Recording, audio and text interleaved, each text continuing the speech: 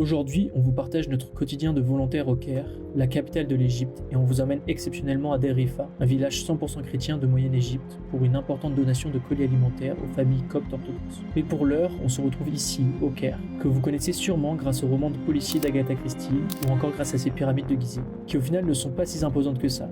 Et d'ailleurs, le saviez-vous que les pyramides ne sont pas dans le désert, mais touchent presque la ville? Eh bien, constatez-le par vous-même. Alors nous voici au Caire, cette ville tentaculaire, fortement polluée, où pendant l'été il est même difficile de respirer tellement l'air est empli de poussière.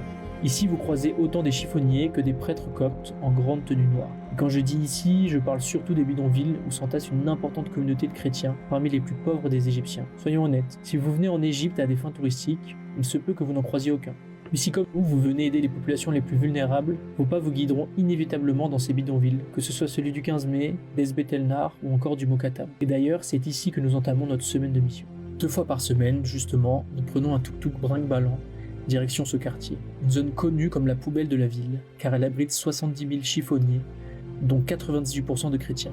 Vous le voyez, les ruelles étroites et cabossées sont emplies de déchets, triés souvent au rez-de-chaussée des immeubles, d'où se dégage une forte odeur de pourriture. Des camions transportent des montagnes de poubelles, des chèvres fouillent dans les détritus. Les voitures klaxonnent, les tuk-tuks slalom et les habitants tentent de se frayer un chemin entre tous ces véhicules et la foule du marché. Un peu en avance sur l'horaire du cours, nous en profitons pour faire un détour par le sanctuaire copte orthodoxe Saint-Simon-le-Tanneur, considéré comme le plus grand du Proche-Orient car il peut accueillir 20 000 fidèles.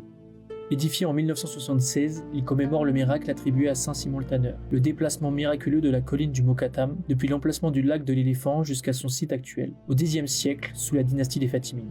On aimerait te présenter davantage ce complexe monastique, mais l'heure a sonné et nous devons retrouver les étudiantes au centre. Promis, si l'histoire de ce lieu t'intéresse, on te fera une vidéo spéciale. Dans l'enceinte de l'église du Mokatam, juste au-dessus de l'hôpital du quartier, nous retrouvons donc Madeline, Julia, Farah, Jumana, Marline, des étudiantes qui préparent le DELF, qui est une certification de langue intitulée Diplôme d'études en langue française. Ici, des élèves se réunissent chaque jour pour suivre des cours particuliers de maths, d'anglais, d'arabe et de français. Chaque lundi, nous les retrouvons. Le cours débute toujours par de chaleureuses salutations. Farah se propose pour aller écrire la date du jour au tableau. Ensuite, nous vérifions leurs devoirs. Chacune devait rédiger un petit texte de quelques lignes avec les mots de vocabulaire sur la nourriture de la semaine dernière. Marline, au regard malicieux, est particulièrement fière de nous montrer qu'elle a réussi à tous les placer dans le moins de phrases possible. Vient la deuxième partie du cours où, place à un exercice oral, nous les mettons en situation. Ils se rendent chez un boulanger et doivent converser avec lui. Chacune son tour, elles passent leur commande. Jumana, la plus gourmande, nous propose ensuite d'aller à la boulangerie, au bout de la rue, pour que nous aussi, volontaires, passions commande, mais cette fois en arabe. Le lendemain, nous prenons la direction du cimetière arménien du Vieux Kerkhote, à la demande de Monseigneur Koussa, archevêque arménien catholique d'Égypte. Nous sommes régulièrement missionnés pour le nettoyer. Ce lieu sacré est malheureusement devenu une déchetterie à ciel ouvert. Les habitants des immeubles voisins jettent leurs ordures par les fenêtres, qui finissent par s'accumuler sur les toits. Nous voilà donc, comme souvent depuis 2018, au cœur de ce silence presque irréel, entouré de pierres tombales et d'une végétation laissée à l'abandon. Armés de sacs poubelles, râteaux, balais et serpillères, nous nous mettons au travail pour redonner à ce lieu un peu de sa dignité perdue. Commençons par rassembler les déchets à l'air libre, permettant ainsi aux chiffonniers de récupérer les sacs remplis pour les trier dans les bidonvilles. Ensuite, place à l'élagage des arbres, perchés sur une vieille échelle en bois qui craque à chaque pas, menaçant de céder au moindre coup de vent. Nous attendons toujours mercredi avec une vive impatience, car ce jour, nous visitons les personnes âgées de la maison de retraite de Matareya, dirigée par les sœurs de la congrégation copte orthodoxe des filles de Marie.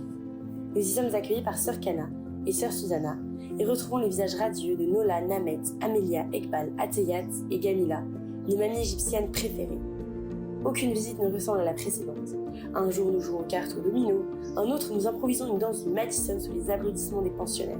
Aujourd'hui, je commence par rendre visite à Ateyat, qui, alité dans sa chambre, m'accueille avec un sourire radieux. Je lui dessine quelques croquis pour la distraire, et ses yeux pétillent de bonheur. Après quelques instants, je rejoins les autres dans le salon. Une partie de mistigris est déjà bien entamée. Nola et Namet, tout sourire, m'invitent à m'installer entre elles. L'ambiance est légère, des volontaires gonflent des ballons, tandis que d'autres colorient ou dessinent des devinettes sur une ardoise. Namet, rieuse, s'amuse comme une enfant à taper sur les ballons qui virevoltent dans la pièce. Nola, fidèle à son rôle de fausse grincheuse, s'empresse d'attraper et de cacher les ballons de son amie. Gamila, hilare, trace sur l'ardoise des formes improbables. Un alien, un oiseau fantomatique, un homme armé d'un pistolet imaginaire. Les rires fusent de toutes parts. Cet après-midi simple mais sincère est sans doute l'une des plus belles que j'ai passées jusqu'à présent. Les rues animées du Caire nous appellent déjà. Klaxon incessant, voitures qui s'entrecroisent dans un balai chaotique. Nous traversons la ville pour rejoindre Zaouaya, l'un des quartiers les plus pauvres.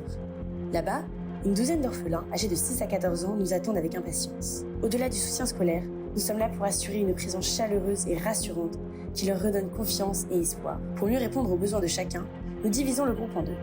D'un côté, un atelier de conjugaison et de grammaire anglaise qui réunit 8 enfants plus avancés. De l'autre, un petit groupe de 4 enfants qui se concentre sur les bases essentielles, alphabet, sonorité des lettres. L'apprentissage se veut interactif, ponctué de discussions et d'exercices pratiques. Ces cours représentent une opportunité pour les enfants de développer leur confiance en eux, d'élargir leurs horizons et de se projeter dans un avenir meilleur. Le jeudi, nous partons dans le quartier de Zeytoun, un lieu mythique au Caire, aussi bien pour les chrétiens que pour les musulmans. Un quartier marqué par une apparition de la Vierge Marie. Dans la nuit du 2 au 3 avril 1968, un garagiste musulman aperçoit une femme toute vêtue de blanc, lumineuse et rayonnante, perchée sur le toit de la petite église copte orthodoxe située juste en face de son atelier. L'homme tombe alors à genoux et la reconnaît. Mariam, la mère de Jésus, Yeshua pour les musulmans. La Vierge est là, radieuse et éclatante au cœur de ce quartier populaire du Caire. Pendant près de 2 ans, les apparitions se succèdent de façon irrégulière. Parfois quelques minutes, parfois quelques heures, espacées de jours, de semaines ou de mois.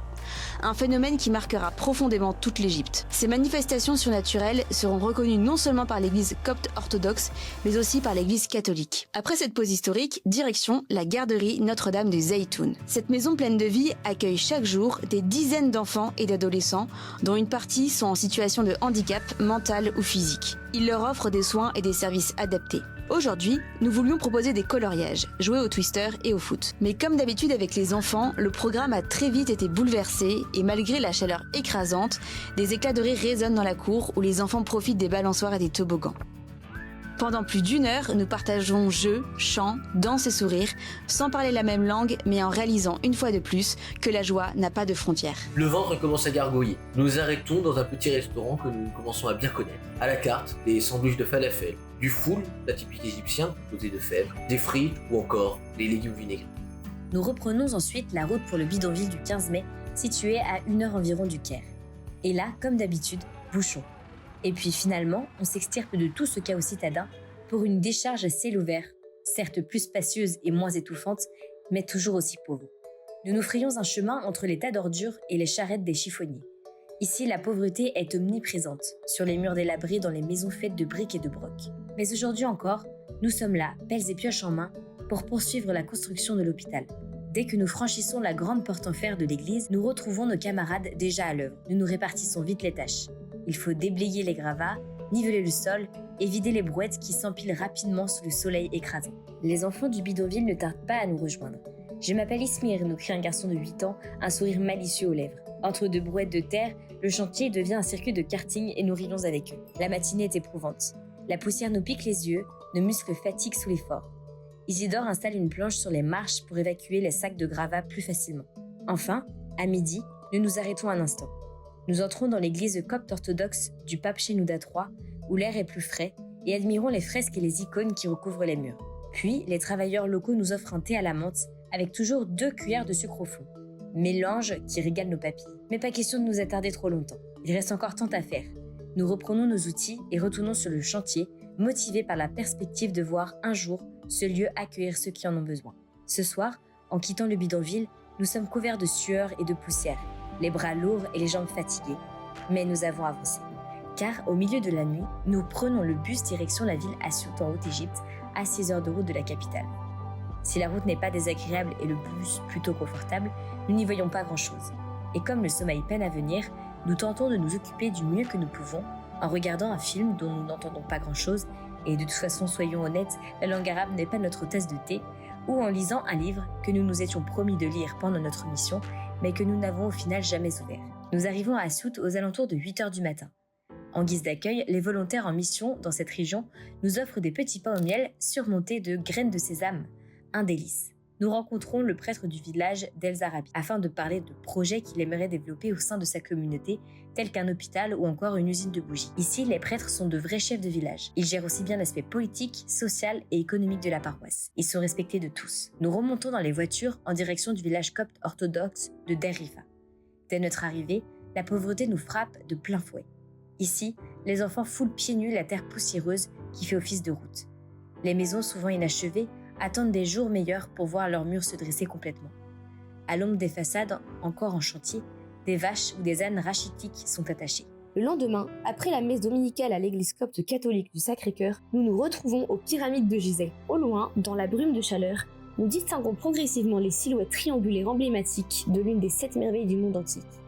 La vue est spectaculaire. Les 3 géantes se découpent sur l'horizon, tandis que derrière nous, le Caire s'étire sous un voile de poussière. Le silence du désert nous enveloppe. Le chamelier nous raconte, dans un anglais mêlé d'arabe, des légendes anciennes sur les pyramides, sur les pharaons et leurs trésors cachés.